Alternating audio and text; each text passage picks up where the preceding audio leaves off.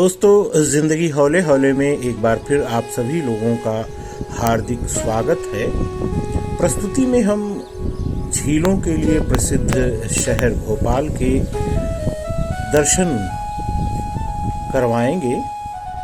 आप देख सकते हैं भोपाल की खूबसूरत झील और हमारे मेज़बान के घर से दिखने वाला सुबह का नज़ारा।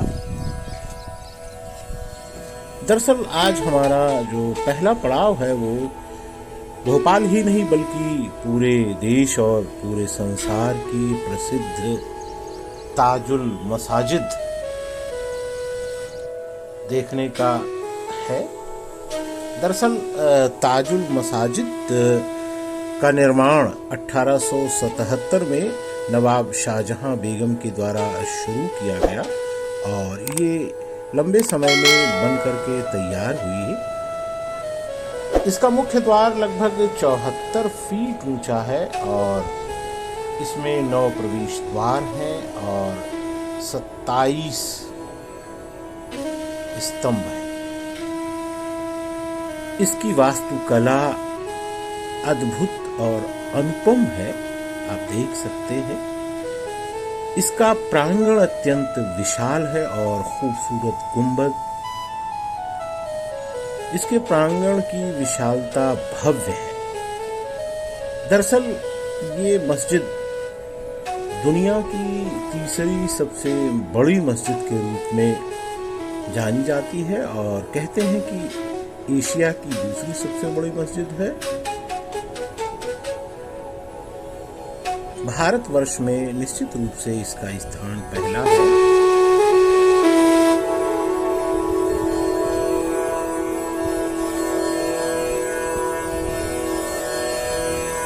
ये इसका मुख्य द्वार है।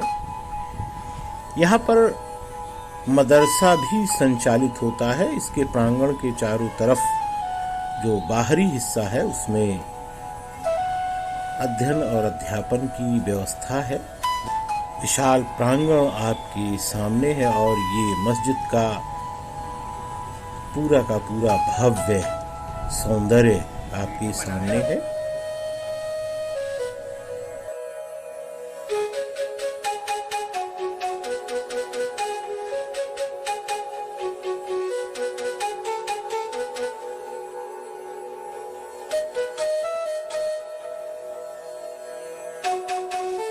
हमारा अगला पड़ाव मनुआ भान टेकरी है। मनुआ भान टेकरी समुद्र तल से लगभग 1300 फीट ऊंची है। यहाँ पर एक जैन मंदिर भी है। तो हम लोग मनुआ भान टेकरी के लिए चल रहे हैं। इसको पर्यटन स्थल के रूप में मध्य प्रदेश सरकार ने विकसित किया है। आप देखिए, अब हमारी गाड़ी ऊंचाई पर चढ़ रही है। ऊपर ये मंदिर है और मंदिर के आसपास प्रांगण के एक बहुत बड़े हिस्से को पर्यटन स्थल के रूप में विकसित किया गया है, ऐसा हमें बताया गया है। आप देखिए, उस स्थान पर हम लोग आ गए हैं।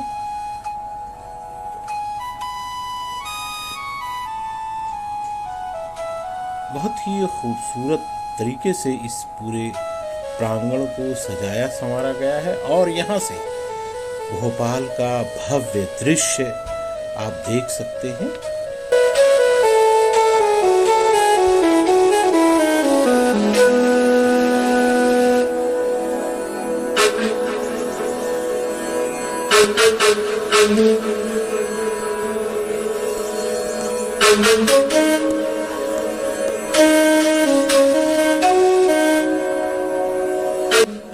पूरा भोपाल का एक सिरा हमारी और आपकी आंखों में है।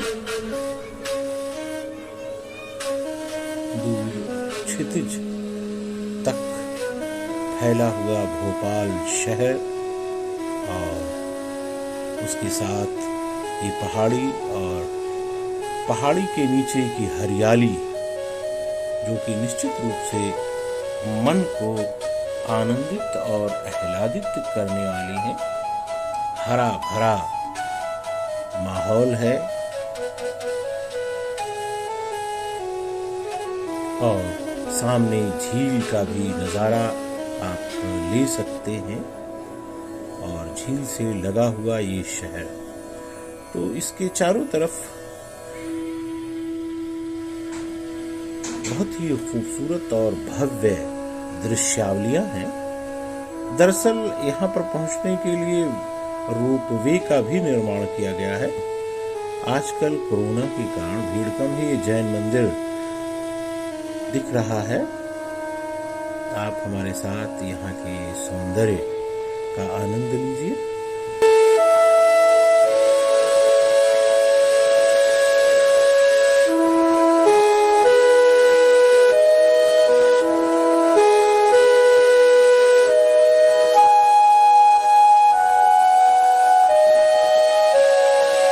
अगला पड़ाव संग्रहालय का है। दरअसल ये संग्रहालय मध्य प्रदेश की जो आदिवासी जातियां हैं उनके जीवन और उनके रहन सहन और उनकी परंपराओं की अभिव्यक्ति के लिए तैयार किया गया है। तो हम लोग वहाँ के लिए निकले, लेकिन वहाँ पहुँचने पर पता चला कि आज बंद है। तो फिर तय ये हुआ कि हम लोग केरवा डैम चलेंगे और केरवा डैम भोपाल से लगभग 15 किलोमीटर दूर पर है। यह डैम भोपाल के सबसे बड़े डैमों में से एक है। यहाँ पर पर्यटन के लिए भी सुविधाएं प्रदान की गई हैं। देख सकते हैं हम लोग पहुंच गए और ये डैम पर जाने का रास्ता है। आप रास्ते को देख सकते हैं, दोनों तरफ हरियाली है। बारिश के मौसम में पूरा मध्य प्रदेश ही हरा भरा हो जाता है और उसके निशान आपको यहाँ पर भी दिखाई देंगे। हालांकि अभी उतनी बारिश नहीं हुई है कि झील जिस पर ये डैम बना है वो पूरी तरीके से भर जाए। जब पूरी बारिश हो जाती है तो ये झील पानी से भरी रहती है और लोग छुट्टियों में समय व्यतीत करने के लिए यहाँ पर आते हैं। बड़ा ही भव्य नज़ारा यहाँ का है। आप देख सकते हैं, हद निगाह पानी है, हरियाली।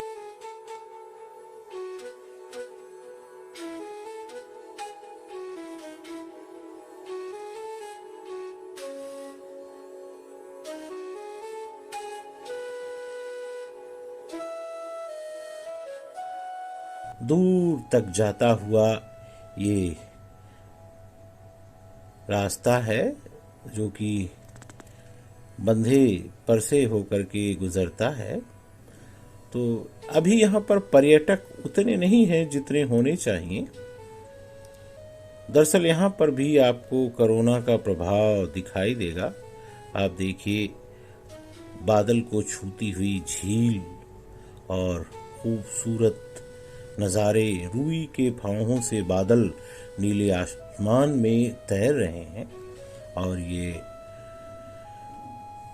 भव्य दृश्यावलियां आपके सामने हैं। सामने पहाड़ी है, खूबसूरत हरी भरी, हद निगाह हरियाली ही हरियाली है।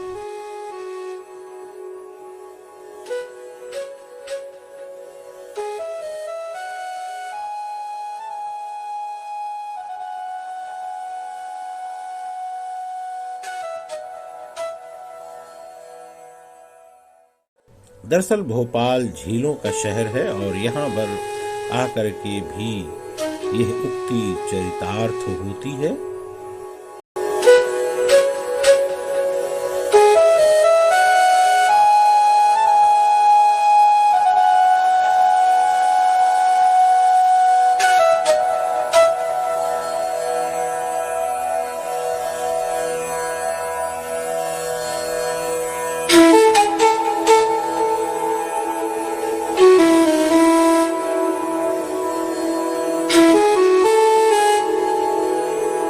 अब हम वन विहार यानी भोपाल के नेशनल पार्क में हैं।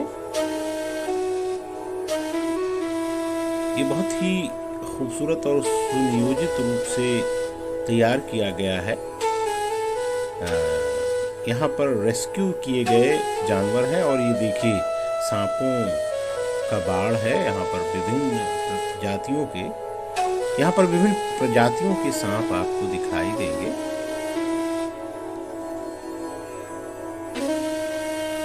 इसके बाद हम लोग वन विहार में कैफेटेरिया में पहुंच गए। इस कैफेटेरिया के तो कहने ही क्या, बड़े विशेष तरीके से इसको सजाया संवारा गया है। आप देखिए पुरानी साइकिलों से इस कैफेटेरिया की बाड़ बनाई गई है, जो कि बहुत ही खूबसूरत और अनोखी दिखती है। पीछे जंगल है। तो दरअसल ये वन विहार जो है लगभग 5 किलोमीटर के दायरे में फैला हुआ है और यहाँ पर ऐसे जानवर जो कि कमजोर बीमार हैं उनको लाया जाता है। ये चिड़ियाघर है, लेकिन खुला हुआ चिड़ियाघर आप कह सकते हैं। हालांकि जो जानवर हैं वो बाड़ में रहते हैं। इधर देखिए आप, उस कैफेटेरिया के बाहर टायर का इस्तेमाल करके खूबसूरत प्रभाव पैदा किया गया है। तो हम लोग कैफेटेरिया में चाय पीने के लिए रुके। दरअसल यहाँ पर आप चाहे अपने निजी वाहन से आ सकते हैं या फिर बस से। वन विहार की दृश्यावलियाँ बेहद खूबसूरत हैं। एक तरफ यहाँ की झील का पानी है तो दूसरी तरफ जंगल। आप देखिए खूबसूरत हरा भरा वातावरण यहाँ का है। वहाँ से निकलने के बाद फिर हम लोग झील की तरफ आ जाते हैं। वन विहार से आने वाला रास्ता झील के किनारे से होकर के आता है। कोरोना के कारण अभी इस मार्ग पर उतनी भीड़ नहीं है, नहीं तो पर्यटकों का तांता लगा रहता है। और दरअसल ये रास्ता जाता है यहाँ के बोट क्लब पर और इस बीच आप आनंद ले सकते हैं झील के सौंदर्य का और उसके दोनों तरफ लगे हरे भरे वृक्षों का और दूर क्षितिज तक फैली झील का। तो हम लोग एमपी बोट क्लब आ गए हैं। यहाँ पर बोटिंग होती है। बोटिंग के तमाम संसाधन यहाँ पर उपलब्ध हैं। बहुत दिनों से बंद यहाँ का बड़ा और खूबसूरत प्रिंसेस क्रूज अब चलने लगा है। तो हम लोगों का इरादा यहाँ पर बोटिंग करने का है। टिकट ले लिया गया है। आप देखिए झील के किनारे खूबसूरत दृश्यावली, बतख की भीड़,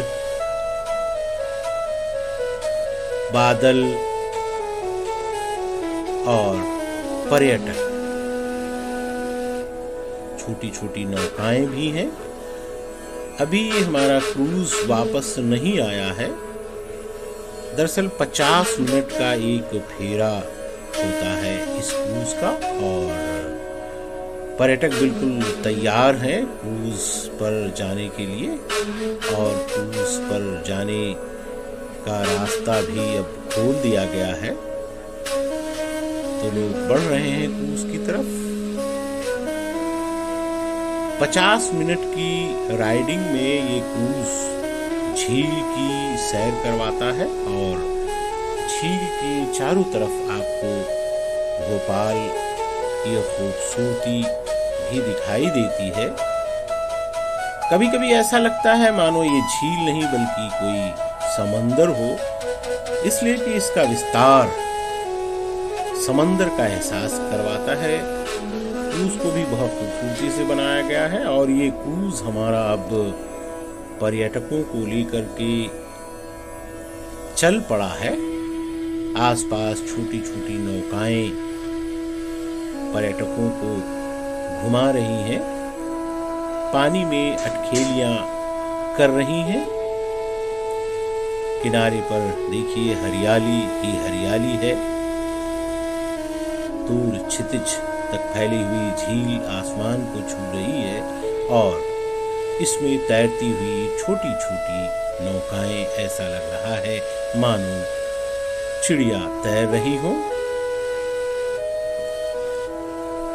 बादल और पानी के मिलन का खूबसूरत दृश्य आपकी आंखों के सामने है।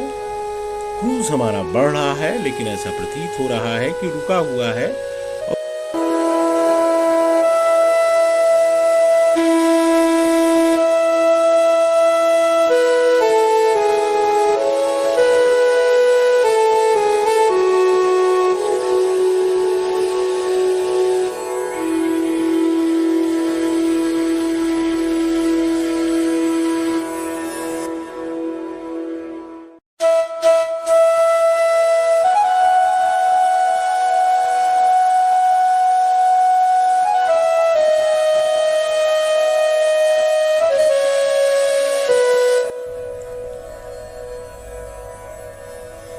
बादल घिर घिर आए हैं, ऐसा लग रहा है कि पानी से ऊपर पानी उठ रहा है।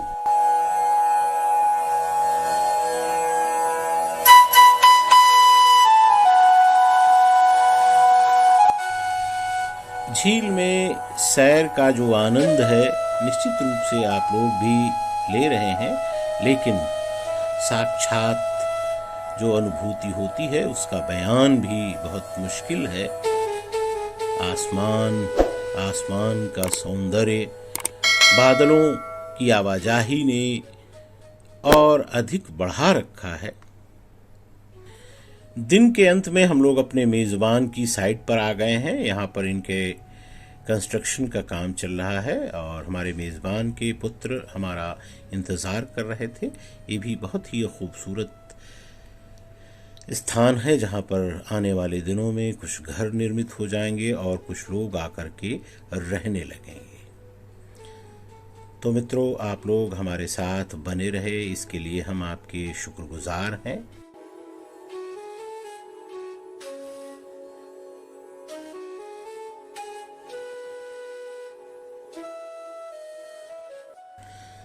अंत में आपसे निवेदन है कि वीडियो को सब्सक्राइब ज़रूर कीजिए, लाइक कीजिए, शेयर कीजिए और अपने कमेंट भी दीजिए।